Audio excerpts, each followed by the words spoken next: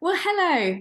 It's fair to say it's been a turbulent few weeks, and not just in Westminster. We've had soaring energy bills, double figure inflation, and rising mortgage rates, which has all meant for an incredibly worrying time for both consumers and businesses. But what does it mean for the travel industry? And crucially, how can travel firms prepare for 2023?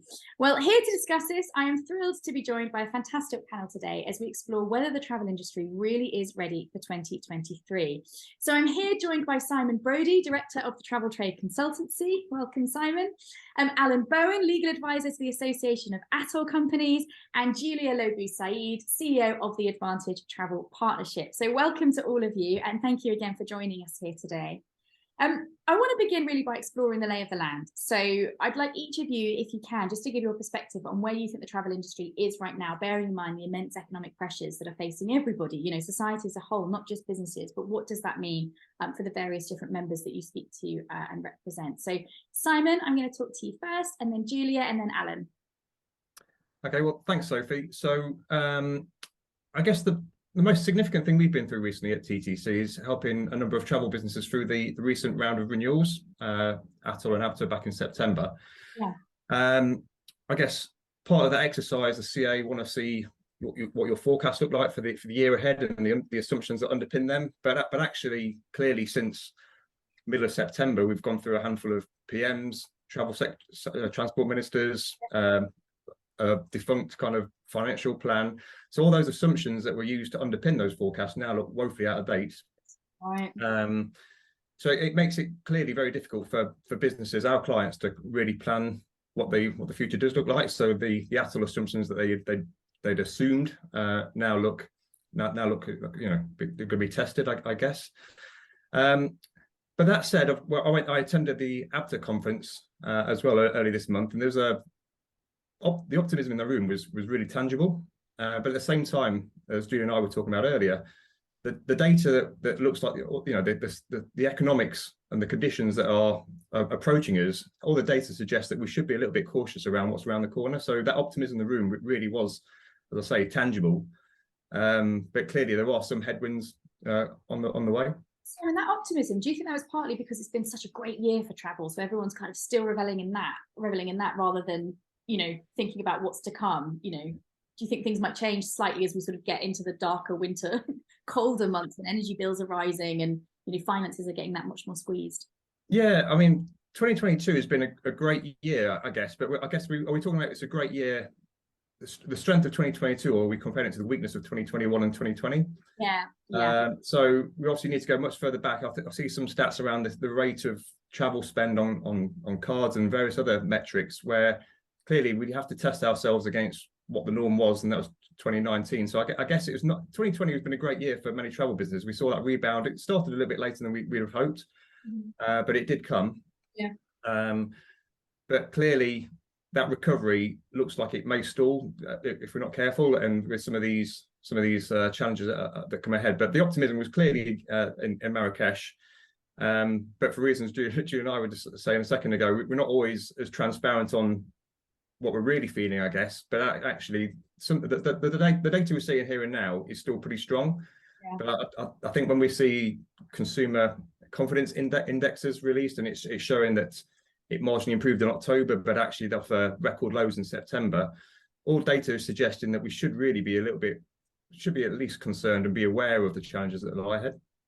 Julia, what's your take on it? Do you think members are still feeling optimistic because it has been a strong year, or do you think the cost of living pressures are starting to bite now? I think members are realistic that we're not immune to challenges that, you know, that come our way from a macroeconomic perspective. And what they've been doing the last couple of years is really trying to safeguard their businesses. They've all taken costs out. They've all looked at their margins. They've looked at what they're selling, and really tried to make sure they remain resilient.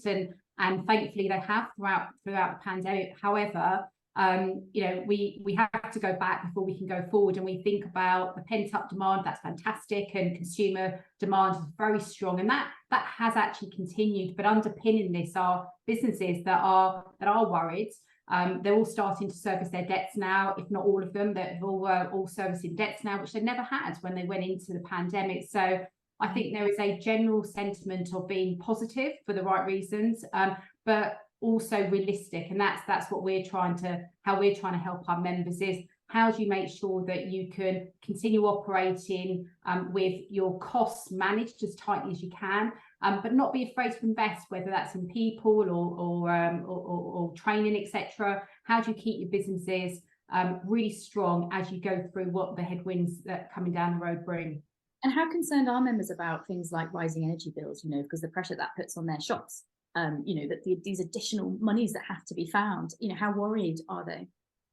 They are worried, very worried. And I think, anyone running a business or running a household knows what pressure that does when your income stays the same, but your bills are going up. You've got to find a way of balancing the books. And our members and travel agents, tour operators, etc., are no different. You've got to find a way of improving your margins without necessarily improving your revenue. So how do you do that? So it is a worry. It's a worry for every business. And I guess what we all need to try and do is think about actually how do we support businesses as we move forward, and that's got to come in part from, and obviously I know we can talk about it later, but in part from how we engage with policymakers about what is required for our businesses. Yeah, we will come on to that, because as Simon mentioned, there's been several different transport secretaries in the past few weeks. Alan, what's your take on this? How worried should the industry be? Well, I think we can't ignore reality. I'm cautiously optimistic, but I think an awful lot may hang on what happens on the 17th. We have a budget, and we're clearly being softened up with warnings of tax rises and budget cuts. And I think tax rises are going to put pressure on businesses to increase wages. That's going to force inflation even higher. We are expecting later this week, the Bank of England is probably going to put up interest rates by another 0.75%, possibly the same amount again in December. So I think we have to be realistic that the likelihood is that the pound in people's pocket is going to buy a lot less in the future. And I think, therefore, we just need to be slightly cautious. I think we've got to wait until the 17th. If we all find that we're having to pay more tax, whether it's out of our wages or increasing APD, which is a very simple tax to collect and can't be avoided, I think we've got to wait and see what's going to happen. I think there is concern. I think the last 7 weeks have been an unmitigated disaster for everybody, for the Conservative Party, country, for the travel industry. I mean, we saw the pound collapse to $1.03. I mean, really, for that few days, I think most people took deep intakes of breath, started looking at what the rules on surcharges were, because they just thought we can't trade at that level without increasing costs. Now, at the moment, particularly long-haul seat-only business is actually really good. People who haven't seen friends and relatives for 3 years are still booking, even though fares are very high. I think there's a slightly more cautious view of where the package market is going to be. And I think unless we have some more certainty about fuel costs after April, I suspect peaks won't be quite what we expect. People are going to wait to see how much it's going to cost them. We have figures already that possibly from April onwards, if there's no support from the government, the average bill will be £4,400. Now, that is a really scary figure. Now, it may be wrong, but we don't know, and I think that's the concern. I mean, I took a barometer on Friday. I went to the barber, and people talk to their barbers and hairdressers about all sorts of things, in particular holidays, not because his wife teaches travel and tourism at the local college. And he said all his clients are saying, I'm not booking a holiday. And he said the same himself. And he normally takes a week to Catalonia in the spring and a week in the autumn, same hotel, same tour operator for himself, his wife and child. And he said, I don't think I can afford it next year. And he said that was the view of a lot of his customers in the last month. But they're all very concerned. Now, a number of caveats. He operates in Hastings, and Hastings is one of the most poverty-stricken towns. They won't appreciate me saying that, but one of the most poverty-stricken towns in southern England. Only has 2 travel agents now, no independents, so it may not be a barometer for everywhere. But he has, 100 people a week coming in and sitting down and talking about various things, including where they're going on the next holiday, and the majority of them aren't. So that is a real concern. That is a real concern. On the flip side, I mean, you said about rising interest rates. For those that do have savings, this will be helpful for them. And, you know, as we know, that more affluent end of the market does tend to be protected. So those that specialize in luxury travel, looks like, you know, they may still have their customers, but it's that, you said, that package market element, Alan, because I wanted to ask each of you your predictions really for peaks, and perhaps it's impossible to give predictions at the moment because things are changing so rapidly. But Alan, it sounds like you're not hugely optimistic for peaks itself. Do you think there'll be a sort of different booking patterns next year? I think possibly they'll be pushed further down the line. I think people need to have some security and stability about where they're going to be by the summer. And we haven't got that yet. I mean, maybe we're all far too worried about the 17th and it won't be as bad as we're expecting. But if they're talking about pulling 50 billion out of spending or increasing income by 50 billion, then we're all going to be worse off. And that isn't good. As you rightly said, there are those who are dependent on interest who will do well. So the senior market, providing their pensions are increased in line with the triple lock, which is no longer a certainty, they're living on their interest. That's going to go up. So the senior market, whether it's Shearings or Titan and Boyer Jules Verne, they're going to do quite well, I think. I think the issue is the family market. I mean, we saw figures from On the Beach last week who said their weakest area was the late booking market for the 3-star hotels, which are the people who are going to Benidorm or one of the Greek islands or Turkey. And that fell, I think, at 18%. But their 5-star hotel bookings were up 87%. Now, you know, they probably haven't been in the 5-star market for very long. So, you know, I'm very, very wary of statistics because you can make them say absolutely anything. You know, Doncaster, Sheffield, apparently, according to which, was the best airport to fly from. Well, it's not difficult when you have 4 flights a day, and from now on, none at all. So, you know, you've got to be really careful. But I think there is some logic in that people who do find it difficult to spend money are going to wait to see what happens at the beginning of next year, and you know, how much have they got in their wage packet when they spend everything else. Yeah. So can I just, sorry, I'm just going to say, without, I suppose, stating the obvious, you know, I think clearly, you know, economic headwinds are challenging. You know, everyone is poor now today. Most people are poor today anyhow, you know, notwithstanding what happens on the 17th. Yeah. I think we have you know, we're an industry that sells travel, whether it's holidays, whether it's business travel, whatever it is, friends and family. That's all we sell. So we have a duty, I think, to think creatively about how we encourage people to book early, sensibly. And there are lots of incentives out there, early booking offers out there for people to take advantage of. And that's the benefit of what travel agents do. They're in the right place to be able to encourage people and showcase families, whoever, depends on their purse strings, what is available for them. I think, you know, that's the reality, isn't it? We've got holidays to sell, we've got travel to sell, we've got to find a way of being creative in how we do that. And people who, you know, people have always worked all year to save up for their holiday. You know, yes, arguably we're fighting against somebody that's, you know, the economic markets that are selling selling, you know, furniture or white goods, etc. But we always have. We've always competed with that in that sector. We've always competed against those products. So I think what's incumbent on us all to do is just to think about actually how can we be creative? How can we make sure that we can give clients and consumers a great offer to book early, sensibly, responsibly, and help them along the way. So I think it presents opportunities for the industry for sure. That's a nice take. Do you think that messaging will change this peak, Julie? Do you think there'll be much more focus perhaps on value, you know, rather than kind of escaping what we might focus on after the pandemic, you know? I think it depends on what sector you're in. So obviously my sector, looking after travel agents, you know, the messaging will be a value-added message, but there'll also be a message around the benefits of making sure you've got somebody who's got your back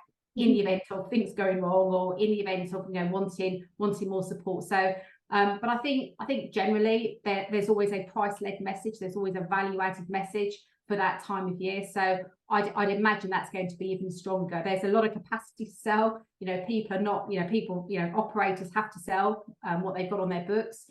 And, you know, we've got to find the right messaging to support what's right at the time. Yeah. Simon, what are your clients saying? You know, how much are they kind of dependent on peaks this year? Or do you think that booking patterns might change, and actually because of the economic pressures, we might see a much later booking market next year? Well, I think COVID upset traditional booking patterns anyway. So I think looking at some of the budgets that we reviewed in the renewal last month, the Q1 for many rail operators they expect, obviously the challenges are different this time round, but similar to the start of this year where we had Omicron and the Ukraine war, it was quite suppressed and it gradually built up over the course of the year. So there was no big peaks window at the start of the year like we'd normally expect. I guess consumers who have been sat on a war chest of disposable income built up over the pandemic, which we're all hoping they'll be able to spend on travel.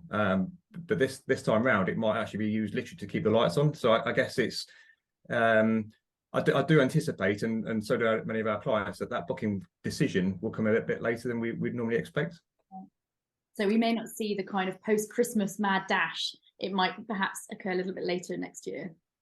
Yeah, I think there's a lot of discussion around what kind of form of marketing will there be some big TV ads over the Christmas period and into the new year. And now clearly there's a debate over the actual value of TV campaigns, but even those that don't normally engage in TV campaigns are saying they hope the big brands will do it because it has the halo effect on travel as a whole.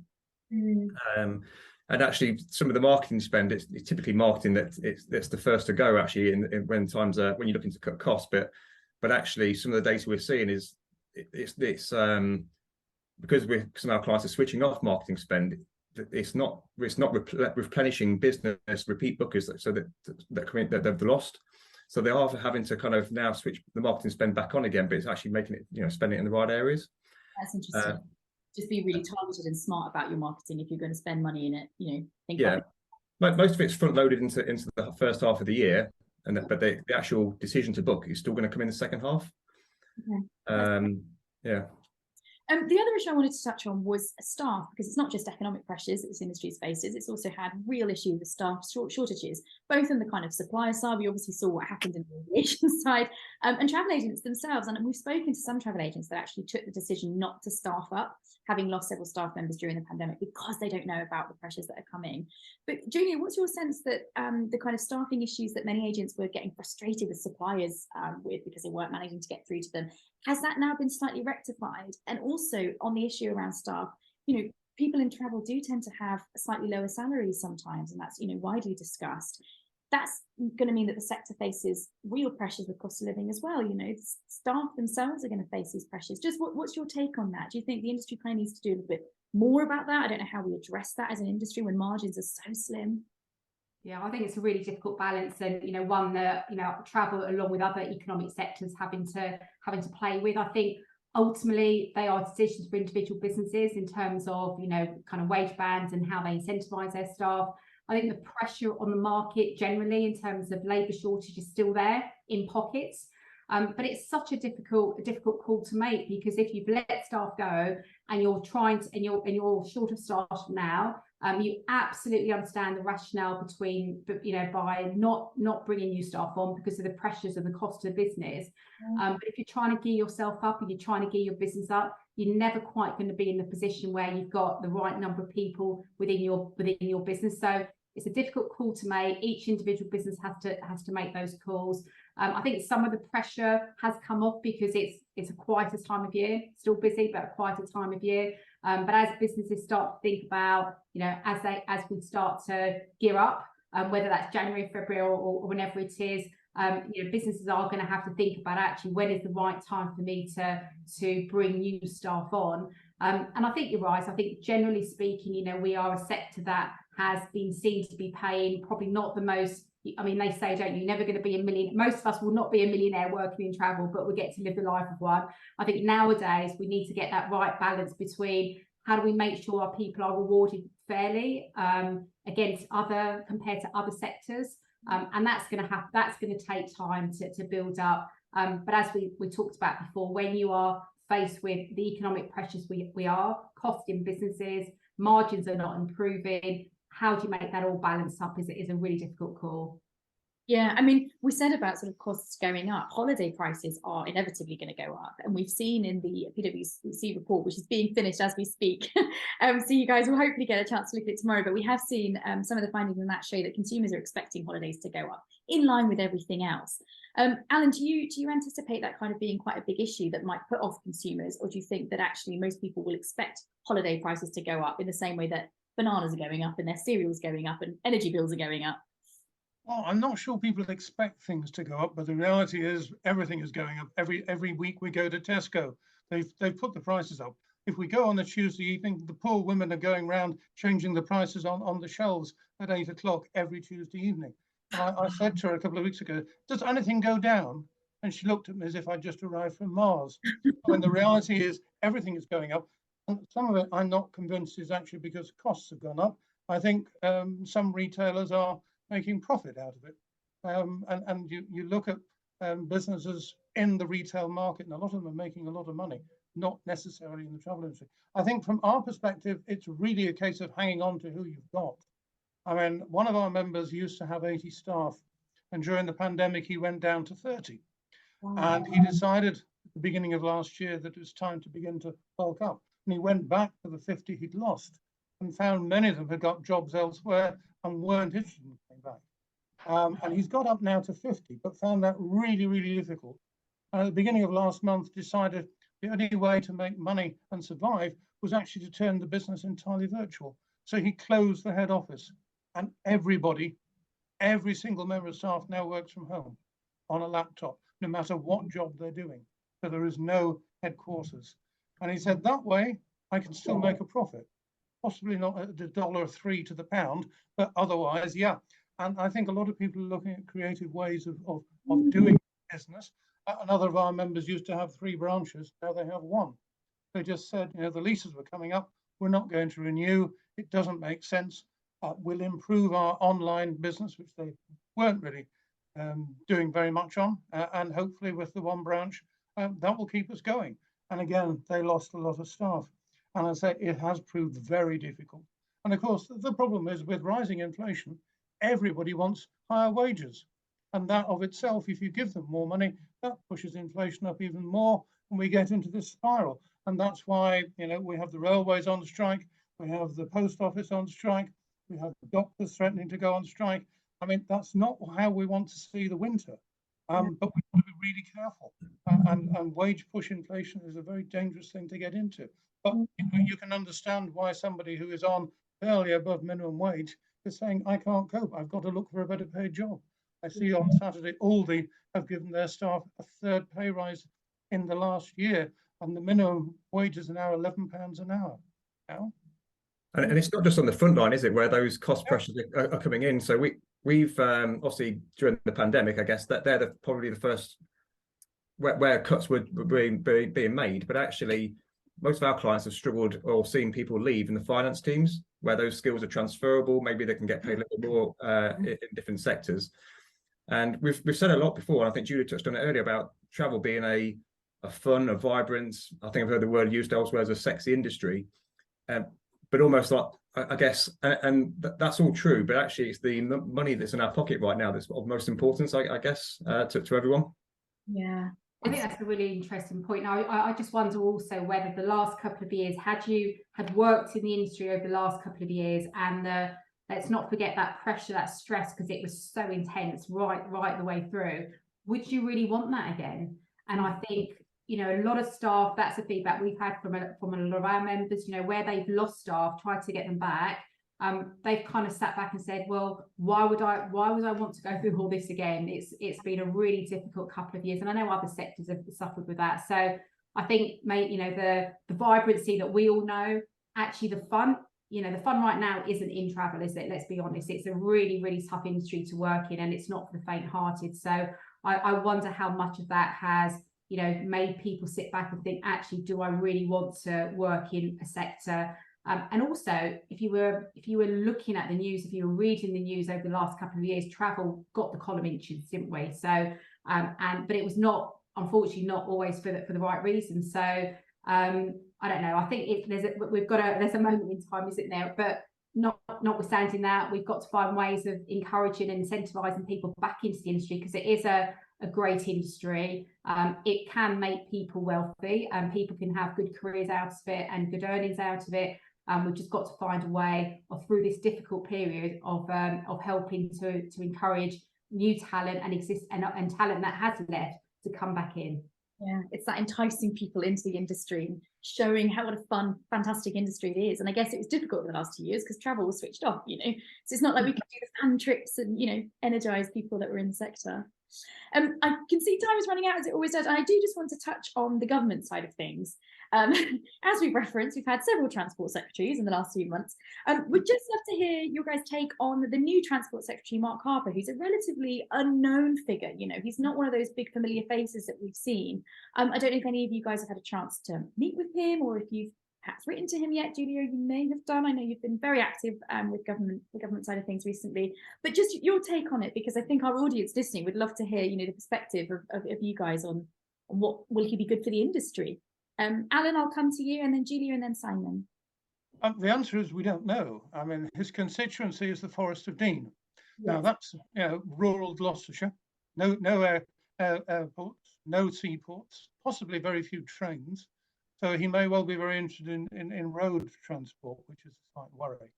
I mean, I'm really pleased that Hugh Merriman has become a junior minister. Now, he is one man who does understand and is really interested in travel. And he's an MP down the coast from here in Bexhill, which again has no railways, but he's clearly, in the last couple of years as the chairman of the Transport Select Committee, he's been taking airlines and airports to task and saying, you know, the standard of service you provided is unacceptable. What are you going to do about it? Yeah. So I've got high hopes that he will stick there and possibly move up in due course if the current minister gets another post. But at the moment, I have to say, the minister himself is an unknown quantity. Gia, your thoughts on Mark Harper? Have you had any interaction with him yet? Do you plan to? Yeah, I think you know, actually we're pretty pleased. I think he has some history with travel, which is always a bonus. But I think fundamentally it's up to us to make sure that he understands the sector and not the other way around.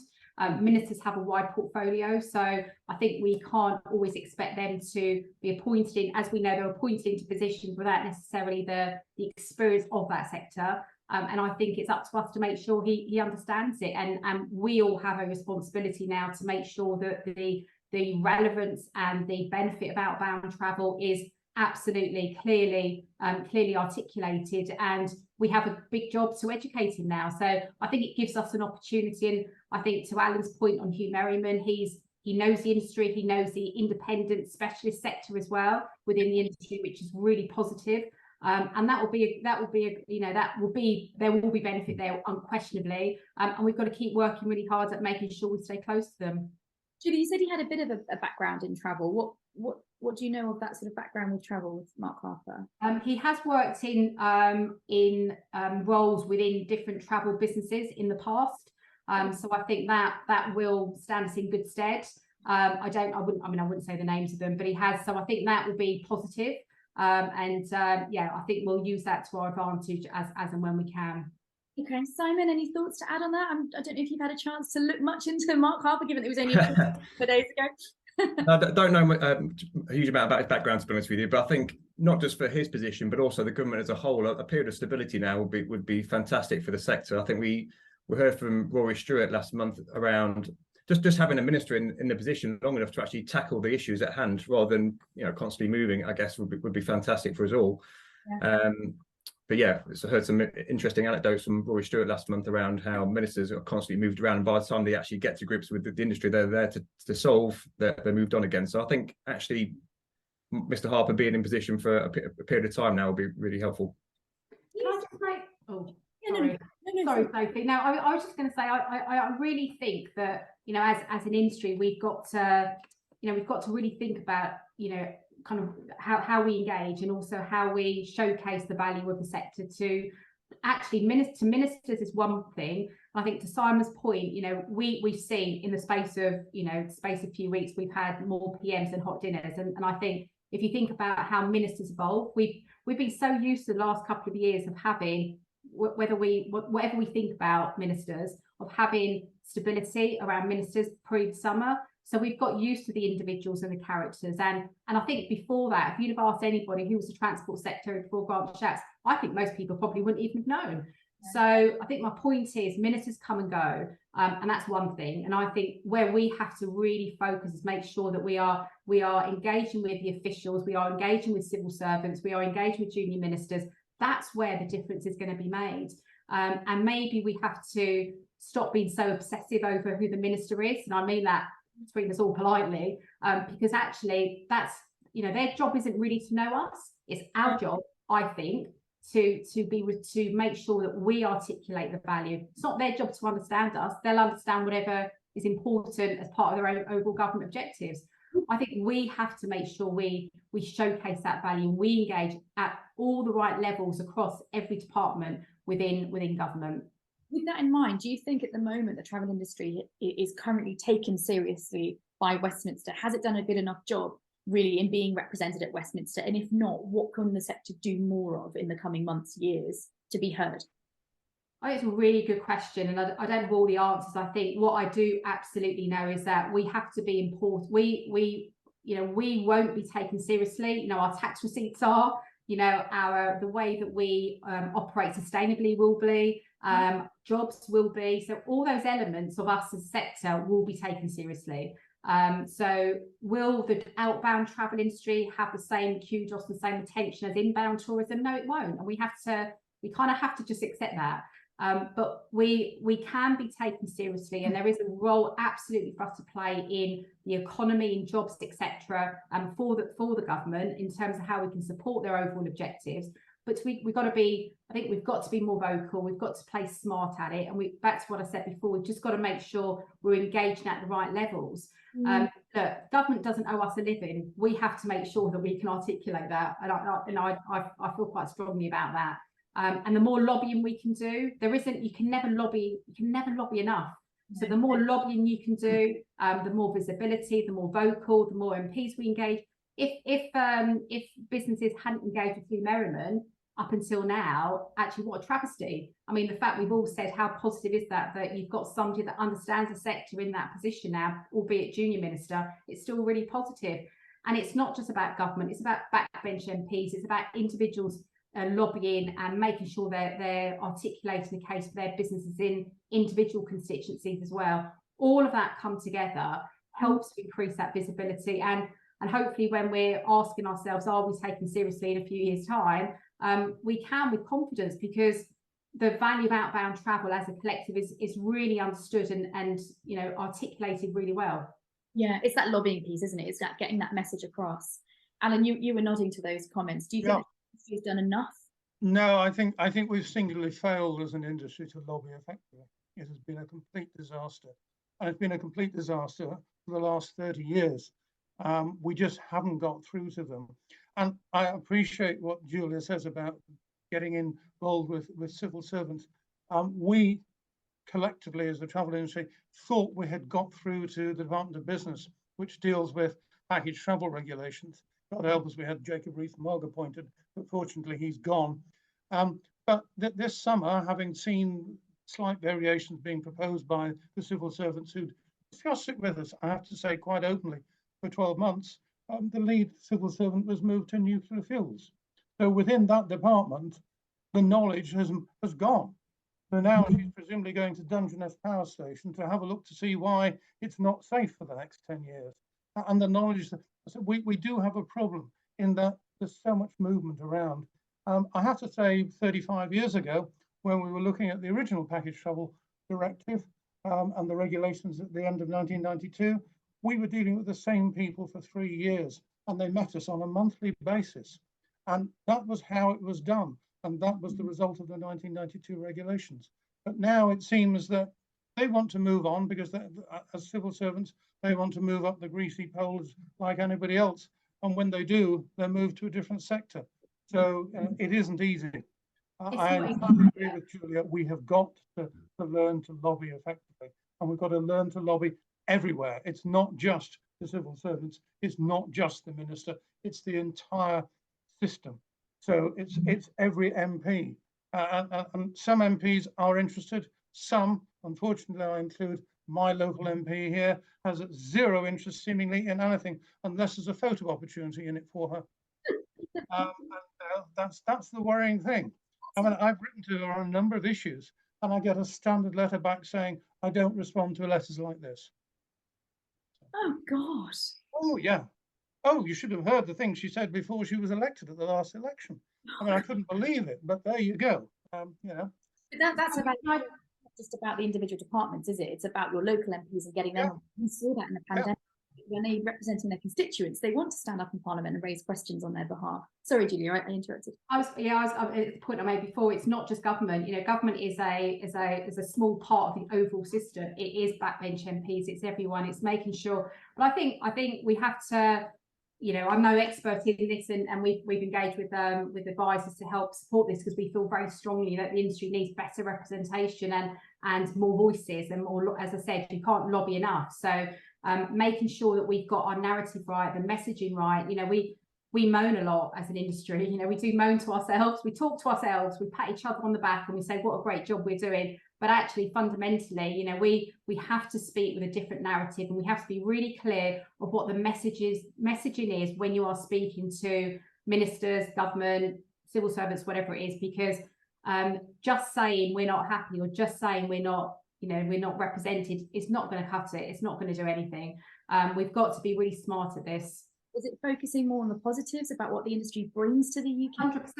100%. Look, at the end of the day, the government are interested in what's right for Britain. Well, if you can say that, you know what I mean by saying that, but in theory. So I think what we have to do is align our value to that. So back to the point I made, how can we, you know, where's our contribution on tax receipts? Where's our contribution on sustainability? Not the negatives, the positives. How do we support local jobs? How do we support local community, etc., etc.? We've got to align our messaging really clearly against the government's objectives. And that's how you start to get, I say cut through lightly, but that's how you start to get the messaging, the right messaging. Let's not moan. Let's not put knives in anyone's backs. Let's just move forward really positively and focus on the engagement. How do we do things differently? If, as Alan says, we've not got it right for 35 years, we can't go another 35 years. We can't go another 5 years. We've got a duty, I think, as industry leaders to make our voices heard and do things in a manner that does help support all the lobbying efforts that are happening across the industry and all the different ways of engaging with civil servants, ministers, etc. We've all got to try our damnedest to get through. Yeah, I think that's a really pertinent point. We've run out of time, as we always do, but that was a fantastic point to end on. Thank you for that, everybody. We are now going to be moving to the live Q&A so that we can talk some more about what we've been discussing, as well as put questions to you from our fantastic audience. So I will see you all in the live Q&A now.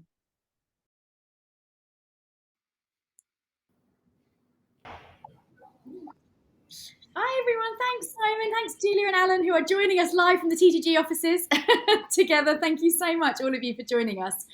We do have lots of questions and points I'm going to put to all of you. And just a reminder, please do use the chat functionality on our right if you want to put any questions to our panellists. So first question, Raj is just asking about business travel. He says, is there a consensus around how much business travel has been lost versus pre-pandemic?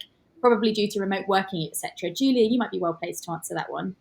Yeah, hi Sophie. Well, I think generally what we've seen across the membership is that travel has changed. So there are different thought processes going into how corporates want their business travellers to travel. So the numbers are we're still around 80% of 2019 levels in terms of travel for business, but we're not seeing that really slow down. We've seen, for example, in August. A lot of our members did exceptionally well in August for business travel in a month where normally it's really quiet. So we're seeing change in behaviours where there are shorter trips.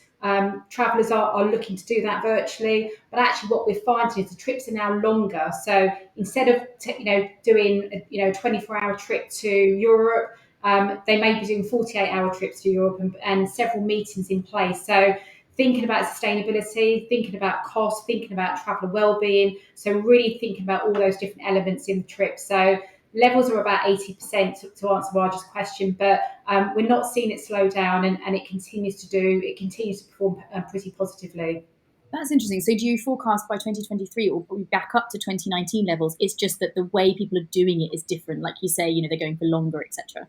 Yeah, the way they're doing it is differently, and also the the ability to the benefit of face-to-face meetings. I think we've all felt that now, having having spent 2 years of virtual, absolutely served a purpose. But in the corporate world, travellers are looking at how they engage with their corporates, and doing it face-to-face is definitely something that they need to know that they need to continue doing. So yeah, it's going to take a couple of years, notwithstanding economic pressures that we're going through now, to get back to where it was.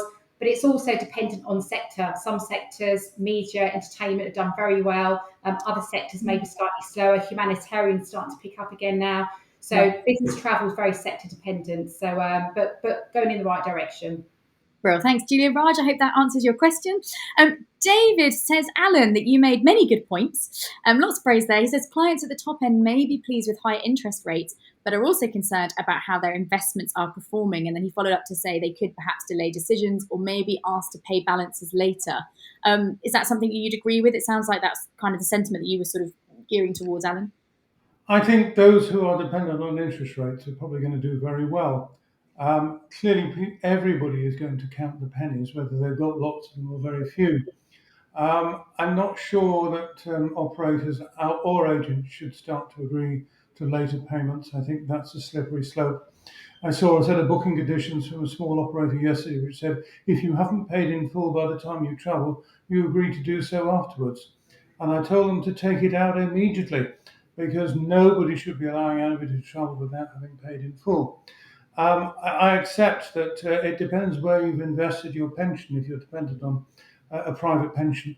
Clearly, I think you should have invested in Shell and BP, bearing in mind the profits they're making at our expense. I mean, outrageously expensive petrol and diesel. And I think for those who've got cars and can still afford to run them, you probably ought to fill them up before the 17th, because I suspect that's one of the taxes that may be going up in the budget.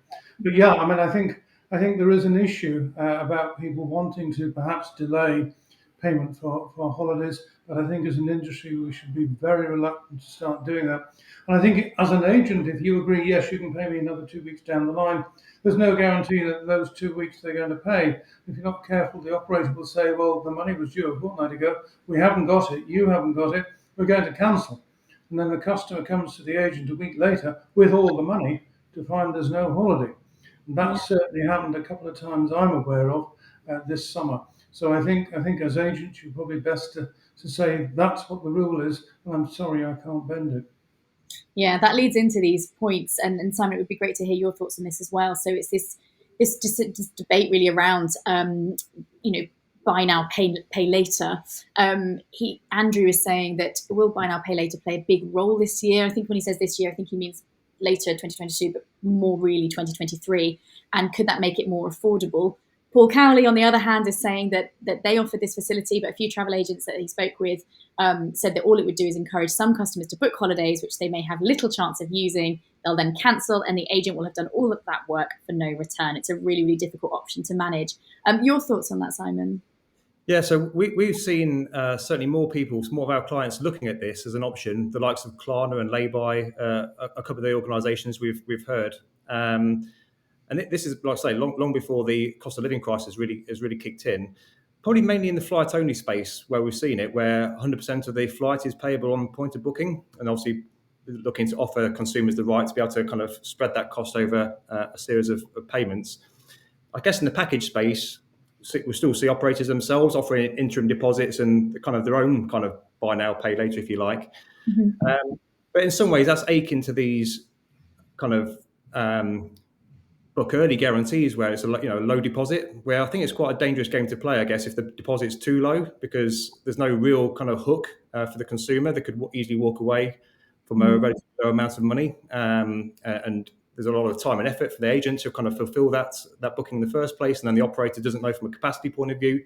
So it's clearly offering the consumer alternative means of paying for the booking is helpful as conceptually, but for the reasons Alan pointed out a second ago, it's quite a dangerous game, I would say. Julia, your thoughts on that? Is it something that members might entertain, or is it something you'd advise them to stay well away from? I think it's really difficult. We're in a very competitive marketplace, aren't we? And ultimately, everyone wants to trade and everyone wants that booking. So, as Simon pointed out, there are operators that offer these terms already. So our agents are using these schemes, but through agents. Would it be something we advise against? I mean, I don't think it's our place to do that. I think every business owner needs to make those decisions. But yeah, I think it's making sure that you understand exactly what the T's and C's are and weighing up that risk. Low deposits have been around for many, many years. And ultimately, everyone has to weigh up the risk versus the trade-off. So, but we're in a difficult market, and being creative and competitive is also really important. Okay, thank you. I hope that answers that point that was raised. David flags an interesting point about the lobbying, which we were discussing during the panel discussion. He's saying that on lobbying, it has to be realistic. A comment that we are trading, so I guess the industry trading 30% up may not be helpful. I guess he's referencing if the industry is trying to get more support or to try and really show the government that actually we do need additional support. What are your guys' thoughts on that? I maybe offer my view. I think that's such a key point, and I think it's a really, really good point, well made, that David makes.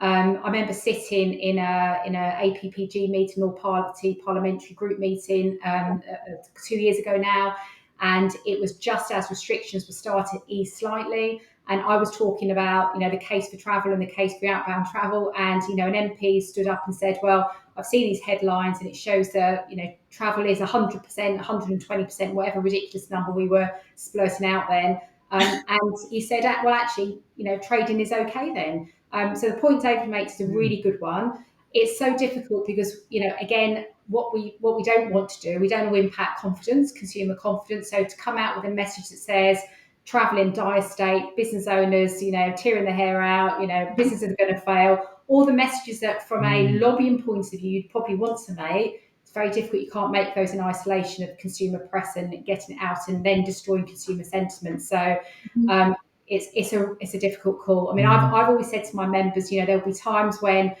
I will have to say something which you probably really are not happy about me saying or feel a bit uncomfortable, but please understand that from a lobbying point of view, we may just need to get those really harsh, realistic messages out there. So, but it's a difficult one to get right, to be honest. It is. I guess it's about saying that the sector as a whole, so not pulling out individual businesses, because that's where, you'll shape consumer confidence, won't you? But if the sector as a whole is united, and it comes back to the points you were saying, that the industry's got to be united as a front, doesn't it? Yeah, difficult. You've got a lot of businesses that are on the PLCs, that the last thing they're going to do is anything that affects their share price. So again, we're dealing with very, again, a complex set of businesses and different requirements and different rules that we all have to try and engage in a different way. So I don't think we'll get that right, but I think back to the point I made earlier in the video was actually the more we can engage with government right across the political spectrum, the better that is, because these are the conversations that we can have in private, and we can engage with the officials. Yeah. Okay, thanks, Julia. Alan, Andrew's bringing it back to buy now, pay later again, just to get your thoughts. He says, you made a good point regarding bad debt, but with great spend uplift in the market, are we missing an opportunity if we don't offer buy now, pay later? Your thoughts on that? Well, I think there's different forms of buy now, pay later. I don't believe you should ever offer a service where the passenger is paying for something after they've travelled, because there is no incentive for them to pay. I think people booking now for a holiday 7 months down the line and paying by direct debit every fortnight or every month, that's probably not a bad idea, and a number of operators and agents have got that in the market. But I think you need to know your customers. There are some agents who it will be very, very dangerous to offer a buy now, pay later under any scheme, because if they don't pay you now when they're booking, they're not going to pay you at a later point. And nobody knows what our financial position is going to be like in April or May. So I think getting a commitment, as Julia has said, offering to sell the holiday for a £10 deposit, or God help us, a £0 deposit, you might get lots of punters through the door. But despite the fact you're getting them to sign a letter saying you do realise this is just a reduced deposit, and if you cancel, you've got to pay £240, they're not going to take any notice of that. And whether you're going to issue hundreds of county court proceedings for £240 or whatever, I'm not sure. And I think, as others have said, you could be spending a lot of money for very little return. But I think you need to know your customer. And that's, of course, what a good travel agent does. They know who their customer base are and whether this will work. It may work for some people, but I think it's a dangerous and slippery slope if you're not certain. Thanks, Alan. Andrew, I hope that answers your point on that. Simon, I just wanted to come to you, just really kind of looking at the health of the industry based on what you're seeing with your clients. We had a story on TTG Media last week talking about how the profit warnings issued by travel companies had more than doubled in the first 3 quarters of 2022 compared with the same period last year. At the same time, this does seem to have been a strong year for bookings. Do you anticipate travel firms reaching 2019 revenues by 2023? Or actually, we're looking at quite dire straits at the moment? What's your sort of overall sense? I know you talked about cautious optimism from Abta. What's your sense at the moment? It's probably very sector specific, but a number of our clients are anticipating getting close to 2019 revenue levels. Not many, to my knowledge, actually exceeding 2019 levels, but certainly getting there or thereabouts. From a bottom line point of view, that's clearly where the challenge is going to be, with debt piles much more expensive to service than they were. Well, certainly we don't actually know if you're refinancing those debts in the next 12 months or so. We don't quite know what that's going to look like. But from a revenue point of view, there is some optimism that we're going to get to 95% of where we were in 2019, but no one's bullish enough to actually say we're going to exceed where we were. It is generally, I guess, the more skepticism is kind of at the lower end of the market, which we all know about is probably where the bigger pain is. And we won't really know what the outlook of that is until much closer to departure date, I suspect.